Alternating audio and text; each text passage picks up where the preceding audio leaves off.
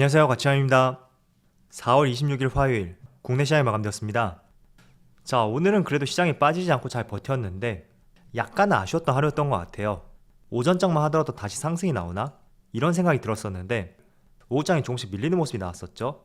그래서 결국에는 코스피는 0.4%의 상승으로 마감이 되었고,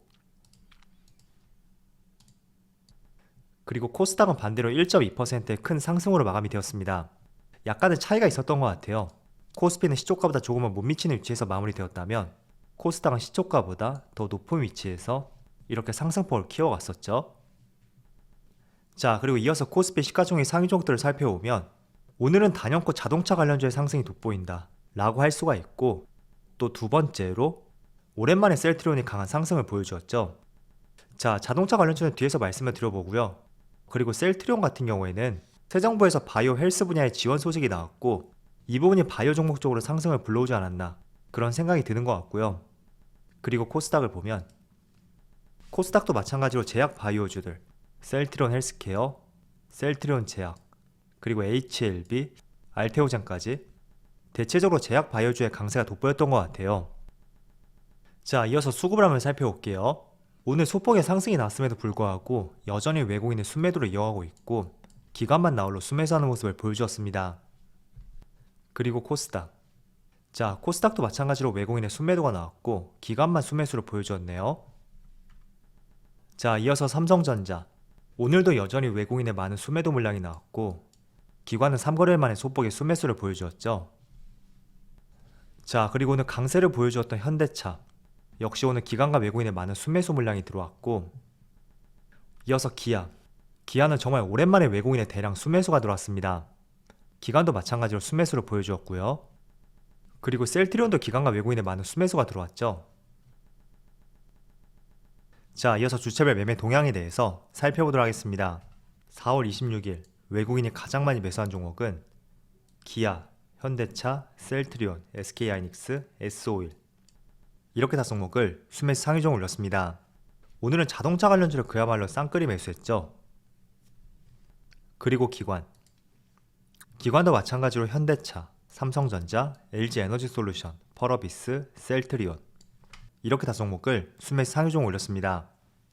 외국인하고 동일한 종목이 현대차하고 셀트리온, 이렇게 2개가 겹치네요. 자, 이어서 글로벌 증시를 살펴보겠습니다. 어제 다행히도 미국의 3대 지수가 반등에 성공했어요. 지금 보시면 나스닥은 1.3%의 상승이 나왔고 과거 2월달하고 3월달 그리고 현재 12,750을 전후로 해서 약 3차례 정도 그 바닥권을 형성했다고 볼 수 있는 것 같습니다. 물론 제가 바닥권이라고 표현을 했지만 대외 변수로 인한 시장이 불확실해진다면 다시 바닥을 뚫고 내려갈 수도 있겠죠. 그렇지만 3차례 형성을 했다는 것은 다른 지지라인에 비해서 조금은 견조하지 않을까, 그렇게 볼 수 있는 것 같고요. 그리고 S&P 500도 마찬가지로 어제 0.6% 가까운 상승과 함께 밑에 꼬리를 많이 달고 저점 대비 종가까지 거의 2%의 상승이 나왔습니다.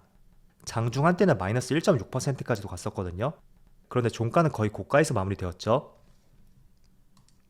자, 그리고 다우지수도 마찬가지로 0.7%의 상승이 나왔고 마찬가지로 밑에 꼬리를 많이 달고 저점에서 종가까지 2%가 넘는 상승으로 마감이 되었습니다. 자, 그래서 이틀 동안 시장이 굉장히 부진했었다면 조금은 다행이었다고 생각이 되고요. 그리고 그런 기운들이 국내 시장까지 연결이 되는 것 같죠. 자, 이어서 아시아 증시를 한번 보면 일본 니케이는 0.7%, 대만은 0.4%, 중국 상해지수는 0.9%의 상승을 보여주고 있습니다. 자, 그래서 오랜만에 저점에서 반등이 나오는 것 같고요. 그래도 개인적으로 5월 FMCA 아마 5월 중순쯤에 열릴 거예요. 그때까지는 아직은 불확실성이 남아있는 만큼 또 긴축 이슈로 인해서 시장이 한 번씩 흔들릴 가능성이 상당히 높습니다. 때문에 5월 FMC 전까지는 지난주부터 이어져온 시장의 흐름, 항상 이런 변동성을 염두를 해두신다면 좋을 것 같아요. 자, 오늘은 자동차 관련주에 대해서 한번 살펴볼게요. 현재 현대차가 4% 가까운 상승이 나오고 있고 기아는 거의 5% 가까운 상승이 나오고 있습니다.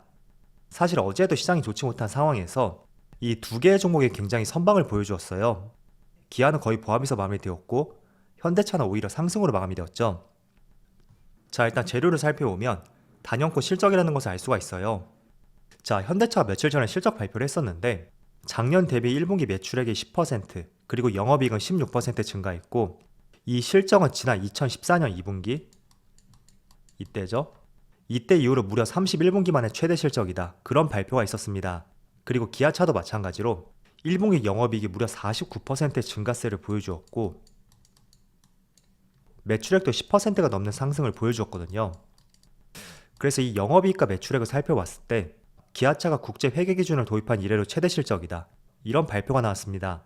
그래서 어제부터 오늘까지의 강한 상승, 깜짝 실적이 큰 요인으로 작용이 되었고, 이런 부분들은 기관과 외국인의 수급이 들어오면서 지난주부터 조금은 다른 모습을 보여주었다고 볼 수가 있었습니다. 그래서 제가 주말 영상에도 현대기아차, 특히 기아차 쪽으로 메이저 수급들이 들어오고 있는 것 같다. 그런 의견을 말씀을 드렸었고, 지금도 그런 기조가 이어지는 것 같아요. 자, 그런데 기아차를 보면 지금 저점에서 현재 가격까지 21%의 상승이 나왔고, 대형주 치고는 단기간에 강한 상승이라고 볼 수 있거든요. 자, 그렇지만 지금부터 더 상승이 나올 수 있는지 그걸 한번 우리가 따져봐야 되겠죠. 일단은 지수를 조금만 줄여보면, 자, 지금의 위치를 보면 정확하게 2년 동안 이어져 왔었던 그 박스권 중단까지 주가가 많이 상승한 것을 알 수가 있습니다. 자, 그래서 오히려 저는 지금 여기서 조금 더 상승이 나올 가능성도 있을 것 같아요. 그렇지만 과거 2년 동안 이어져 왔었던 이 박스권 중단까지 올랐던 만큼 이제는 3월달과 4월달처럼 이런 모습을 기대하고 투자하기에는 기대 효과가 낮아질 수도 있다. 그런 생각을 가지고 있고요. 실제로 이 박스권을 돌파하기 위해서는 저는 실적 그 이상 어떤 재료와 모멘텀이 필요하다고 생각이 돼요. 과거 이 당시에도 실적이 나빴던 것은 아니었거든요. 그렇지만 주가가 뻗지 못했던 것은 금리 인상 이슈, 그리고 반도체 수급난, 이게 지금 많이 작용이 되었는데, 그럼에도 불구하고 실적이 정말 잘 났단 말이죠. 그렇지만 이런 실적을 앞으로도 이어갈 수가 있는지, 그 부분이 이 박스권을 돌파할 수 있는 가장 핵심 요소라고 생각을 하고 있습니다. 그렇지만 여러분들이 한번 생각해 보세요. 과연 정말로 이런 실적들이 2분기, 3분기, 나아가서 내년까지 계속 이어질 수 있는지를 한번 생각해 본다면 저는 약간은 물음표가 생기더라고요. 반도체 부족 현상이 아직까지 해결된 것도 아니고, 또 중국에서 지금 봉쇄 정책이 계속 펼쳐지고 있죠. 그런 부분도 조금은 부담스럽게 여겨지는 만큼 저는 지금 깜짝 실적이 나왔다고 해서 지금은 섣불리 진입하기에는 다소 어려울 수 있는 종목이라고 판단하고 있습니다. 그래서 실적은 정말 긍정적이에요. 그렇지만 제가 삼성전자를 예시로 말씀을 드렸었죠.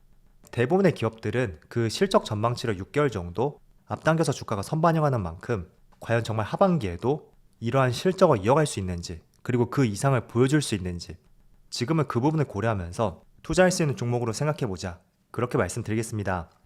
자, 그렇지만 여기서 한 가지 힌트를 얻어볼 수 있는 것이, 이렇게 금리 인상 이슈가 지금 계속 번지고 있고 실제로 기준금리뿐만 아니라 시장금리도 많이 올라가고 있습니다. 그럼에도 불구하고 금리 인상 이슈를 잠재울 수 있는 견조한 실적, 이런 것들이 뒷받침된다면 저는 어제처럼 긴축 이슈로 인한 주가의 급락이 나왔을 때, 그때는 여러분들 최우선적으로 하반기에 실적 개선이 기대가 되는 기업들, 그런 기업들을 선별하고 저점에서 매수할 수 있는 그런 관점을 가져보는 것이 적절한 타이밍이라고 생각을 하고 있습니다. 그래서 빠질 때는 대부분의 종목들이 다 빠질 거예요. 그렇지만 금리 인상을 했고 이자 부담이 증가했음에도 불구하고 더 큰 실적으로 인한 매출과 영업이익을 증가시킬 수 있는 기업, 그런 기업들을 선별해 보시고요. 저는 그런 기업들을 충분히 하반기에는 전고점을 돌파할 가능성도 있다, 그런 시각으로서 지금의 시장을 내다보고 있습니다. 그래서 그런 기업들은 대표적으로 성장주가 될 수 있고, 그리고 그런 업종은 제가 늘 말씀을 드리지만 저는 1순위가 2차전지가 될 것이다, 그런 시각은 늘 변함이 없습니다. 자, 그래서 현대기아차에 대해서 말씀을 드려봤고, 저는 개인적으로 지금 이러한 긍정적인 실적 있죠. 그로 인한 주가의 상승, 이거는 너무 길게 보면서 대응하지 말고 적당히 수익이 났을 때 일부 수익 실현하는 것이 적절한 재료라고 판단하고 있어요.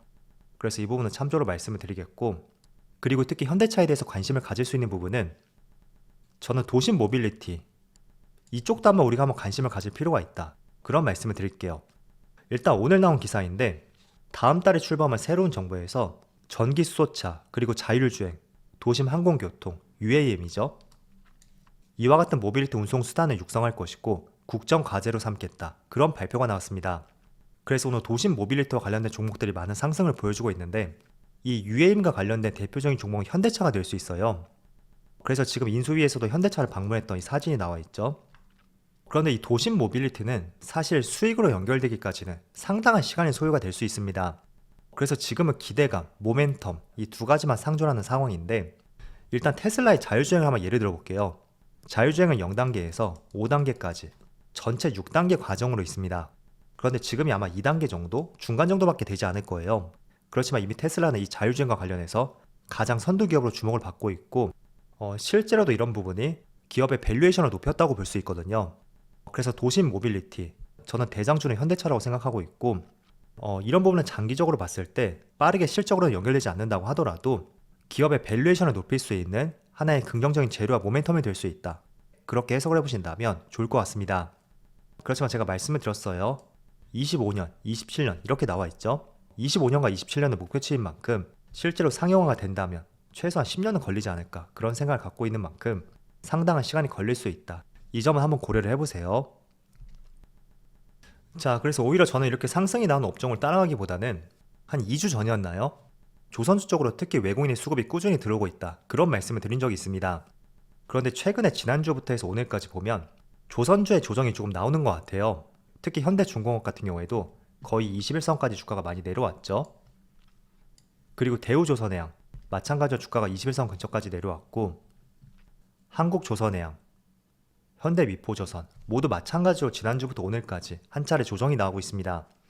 자, 그런데 수급을 보면 현대미포조선은 여전히 외국인의 수급이 꾸준히 들어오고 있고 현대중공업도 마찬가지죠. 하루도 빠지지 않고 외국인의 수급이 들어오고 있습니다. 그리고 한국조선해양도 마찬가지예요. 반면에 대우조선해양은 조금은 약한 모습이 나오고 있는데 어쨌든 대체적으로 조선주 쪽으로 외국인의 수급이 나가지 않고 꾸준히 연결이 되고 있다. 그 점을 알 수가 있습니다. 자, 그래서 오히려 저는 지금처럼 이렇게 조정이 나왔을 때를 활용해서 조선주로 관심을 가져보는 것이 좋지 않을까 그런 생각을 조심스럽게 하고 있고요. 그리고 무엇보다도 실적이 지금 받쳐주잖아요. 대체적으로 상반기 목표했던 수주량을 거의 달성했던 만큼 그런 부분도 굉장히 긍정적이라고 생각이 되고요. 아무튼 이런 부분도 한번 관심을 가져보면서 약간은 눌리는 구간을 활용해서 너무 좋은 재료를 동반한 상승이 나온 종목보다는 한 차례 조정이 나온 종목, 그런 종목도 관심을 가져보신다면 좋은 결과로 이어질 가능성도 높다. 그런 취지로 한번 말씀을 드려볼게요. 자, 어쨌든 오늘 그래도 시장이 한 차례 반등에 성공했어요. 그렇지만 아직 갈 길이 먼 만큼 조금은 긴 시각으로서 올해를 대응해 보시고요. 항상 말씀을 드리지만 4월달부터 6월달까지 2분기만큼은 우리가 바닥을 다지는 분기로서 지금의 시장을 대응해 보자고 말씀을 드릴게요. 자, 그럼 오늘 영상 여기서 마치도록 하고요. 언제나 여러분들의 성공 투자를 기원하도록 하겠습니다. 감사합니다.